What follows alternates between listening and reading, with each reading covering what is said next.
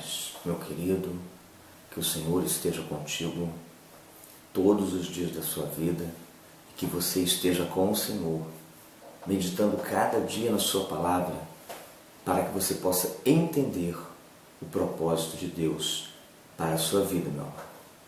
Nós estamos meditando no capítulo 29 de Êxodo, e aqui no capítulo 29 nós temos a consagração do sacerdote.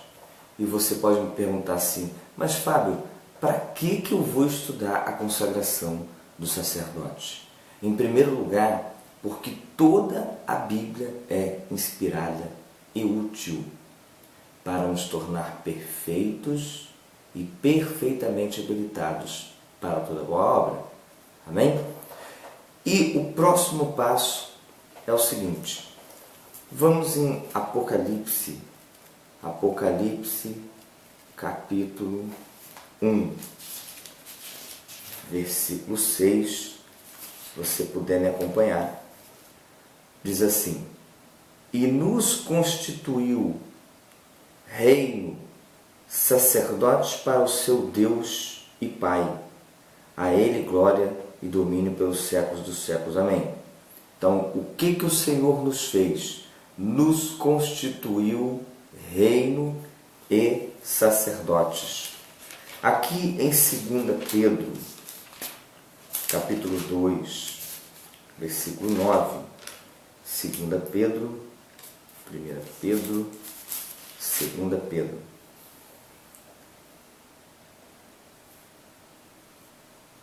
Capítulo 2, segunda epístola de Pedro, 1 Pedro, está assim, capítulo 2, versículo 9. Vós, porém, sois raça eleita, sacerdócio real, nação santa, povo de propriedade exclusiva de Deus, a fim de proclamardes as virtudes daquele que vos chamou das trevas para a sua maravilhosa luz. Então você foi chamado a um sacerdócio real.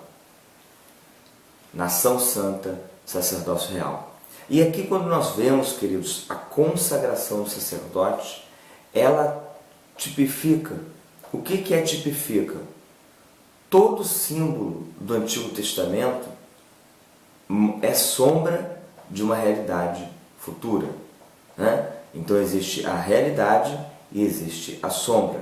Então quando lá no Antigo Testamento nós temos aqui o tabernáculo é sombra da igreja. A igreja, ou seja, o tabernáculo mostrava a forma da igreja, mas não mostrava a igreja. O altar mostrava o local do sacrifício, que é o nosso coração. Ali era levado o sacrifício, que era a ovelha, né? Demonstrando o Senhor Jesus, aquele que era sacrificado pelos pecados do sacerdote, e Jesus foi sacrificado pelos nossos pecados. Então aqui nós vemos, amados, que essa consagração do sacerdote, ela fala da nossa consagração, ela fala da consagração de todo crente. Arão como sumo sacerdote e os filhos de Arão como nós somos o sacerdote.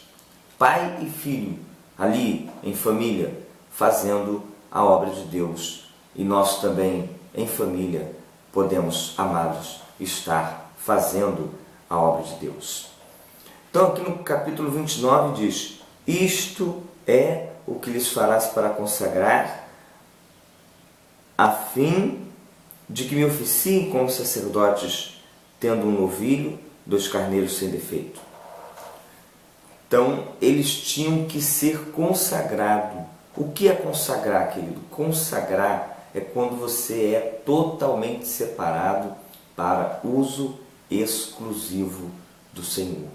Quando você desceu o batismo, você ali foi consagrado publicamente.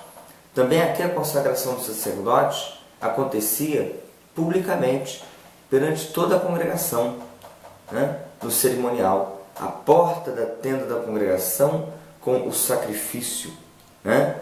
E diz aqui no versículo 4, então farás que Arão e seus filhos se cheguem à porta da tenda da congregação e os lavarás com água. A água, aqui, o ato é público, para que todos vejam. A água, ela simboliza a palavra de Deus. E nós também fazemos hoje o batismo. Isso, o que aconteceu aqui não foi o batismo. O que acontece hoje é o batismo. Hoje o batismo, ele é uma passagem, né? A consagração do sacerdote aqui também nós podemos comparar como uma passagem, né? Arão não era sacerdote. A partir daquele momento, Deus o separa como sacerdote. Mas se nós pegarmos, amados, o que Arão era, antes de Deus dizer que a partir daquele momento Arão seria sacerdote, Arão já vinha cooperando com Moisés, intercedendo pelo povo, oficiando, já vinha comunicando a vontade de Deus ao povo. Eu quero dizer para você que as coisas não acontecem dentro de um piscar de olhos, de uma hora para outra. Você assume o comportamento daquilo que você vai ser, antes de você oficializar. Quando Deus oficializar que você é sacerdote, é porque Deus já vinha tratando com você, Deus já vinha, na verdade, te treinando, Deus já vinha, na verdade, fazendo um plano de Deus. Você foi lavado pela água da palavra, foi mudando o comportamento até que você decidiu ser batizado, porque Jesus governa agora a sua vida. Então, amado, isso é muito importante. Então tomarás, versículo 7, então tomarás o óleo da unção e lhe derramarás sobre a cabeça, assim ungirás, farás depois que se cheguem aos filhos de Arão e os vestirás de túnicas. Né? E aqui no versículo 5, depois tomarás as vestes e vestirás Arão de túnica. Primeiro foi derramado óleo sobre Arão, depois sobre os filhos. Primeiro Arão vestiu as vestes, depois os filhos. Primeiro Jesus recebeu o derramamento do Espírito Santo sobre ele, para assim ele soprar sobre a igreja. É por isso que o derramamento do Espírito Santo veio ali em Atos, capítulo 2, no Pentecoste, como estava profetizado em Joel. Porque primeiro o sumo sacerdote Jesus. E depois nós. Primeiro Cristo veste a roupa da salvação, depois nós. Amados, é preciso que nós possamos nos subordinar a este óleo da unção, a esse perfume agradável, aroma que é o Espírito Santo. Precisamos manter uma comunhão com o Espírito Santo. Você precisa ter um relacionamento com Jesus. Mas para ter um relacionamento com Jesus, você é conduzido pelo seu Espírito. Versículo 10. Farás chegar o novilho diante da tenda da consagração, e Arão e seus filhos porão as mãos sobre a cabeça deles. Eu quero aqui frisar a relação de Arão e seus filhos. Aquilo que a Bíblia vai deixando em toda a sua história é a história de famílias. E hoje não é diferente. Deus tem um modelo organizacional de sociedade. E o modelo organizacional que Deus estabeleceu desde o princípio foi por famílias. Não foi por divisão de grupos segundo faixa etária, sexo, idade, gosto, afinidade.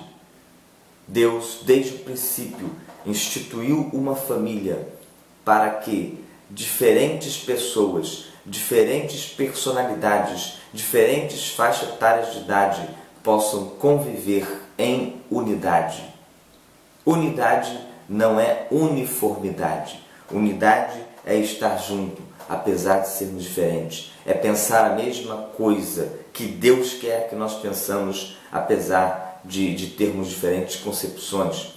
mas é nós estarmos ali. Então Arão estava ali e seus filhos estavam ali profetizando sobre aquele novilho.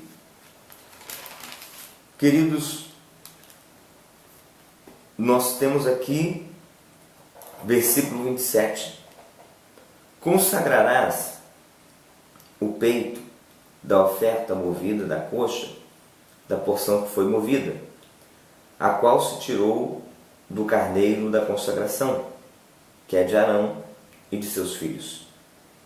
Isto será a obrigação perpétua dos filhos de Israel, devida a Arão e seus filhos, por ser a porção do sacerdote, oferecida da parte dos filhos de Israel, dos sacrifícios pacíficos, é a sua oferta ao Senhor. Havia uma parte do sacrifício que ficava com Arão e os seus filhos. Aquela parte era a parte para o sacerdote, porque o sacerdote não ia mais ter herança, o sacerdote não ia ter divisão, não ia ter terras na divisão de terra. Ao sacerdote cabia cuidar do ritual, do sacrifício, do incenso, do fogo, não deixar que nada se apagasse, não deixar que a presença de Deus se acabasse ali. Então, meu querido, isso é muito importante nós entendermos, porque a partir do momento que Deus nos chama e somos batizados e morremos para o mundo, para o pecado e vivemos para Deus, acontece uma libertação, e esta libertação é a libertação do mundo presente. Você deixa de ter herança aqui nessa terra, você vai ter herança no céu, nas regiões celestiais. Você deixa de ter interesse nas coisas terrenas e passa a ter interesse naquilo que é divino. Você vai passar a usar a sua vida, usar as coisas que tem para a glória e engrandecimento do Senhor, para que mais e mais conheçam a Deus. Porque nós precisamos todos entender e viver que este mundo jaz no maligno. Quem tem amizade com o mundo não tem amizade com Deus. Então ali o sacerdote estava no meio do povo, mas não tinha herança. O sacerdote estava no meio do povo, mas ele era intercessor do povo. O sacerdote era separado do povo para cuidar daquilo que é de Deus. Então, querido, você, como sacerdote de Deus, é separado por Deus e você não pertence mais a esse mundo. Você tem que pedir a Deus para revelar esse entendimento no seu coração, para que o teu amor, a tua paixão, a tua vida seja uma vida de consagração a Deus. Que após a consagração você busque sempre mais e mais santificação para estar na presença do Senhor. Versículo 38. Isto é o que oferecerás sobre o altar: 2 cordeiros de 1 ano, cada dia, continuamente. Um cordeiro oferecerás pela manhã e o outro ao pôr do sol. 2 cordeiros pela manhã e um outro ao pôr do sol. Cada dia, continuamente. Eu quero aqui exatamente frisar isso. Cada dia, continuamente, pela manhã ao pôr do sol. É isso que tem que fazer um sacerdote. É isso que nós temos que fazer. Era um grande privilégio, amados. Um grande privilégio ali o sacerdote cuidar das coisas de Deus, ser perfumado, ser lavado, ser completamente separado para Deus. Mas era uma grande responsabilidade e que essa nós temos também, de estar diante de Deus, de continuamente, todos os dias, pela manhã e pela tarde, ao amanhecer e ao anoitecer, nós estarmos na presença de Deus, oficiando, provocando a presença, chamando a presença, intercedendo pelo povo, intercedendo por nós, entendendo aquilo que Deus quer fazer na nossa vida, entendendo o plano de Deus para você, para que você não se perca com as coisas temporais, mas que você fique marcado com aquilo que é eterno em sua vida. E diz aqui 45: e habitarei no meio dos filhos de Israel e serei o seu Deus. Queridos, isso que Deus quer fazer. Deus quer fazer habitação. Deus não quer fazer visitação. Deus não quer te visitar. Deus quer morar em seu coração, morar em sua casa, governar continuamente, todos os dias. Deus não quer que você tenha experiências no templo. Deus quer que você tenha experiências diariamente em toda a sua vida. E quer que você provoque essas experiências onde você está, com seus filhos, em sua casa, com seus vizinhos, em seu emprego, em todos os lugares haverá uma experiência divina que você irá levar, porque você queima diariamente a presença do Senhor em seu coração. Que Deus possa revelar em seu coração este chamado. Que você que já foi batizado assuma a sua posição de sacerdote real, de reino sacerdotal, e que você, pela fé, passe a viver esta realidade em sua vida, em nome de Jesus.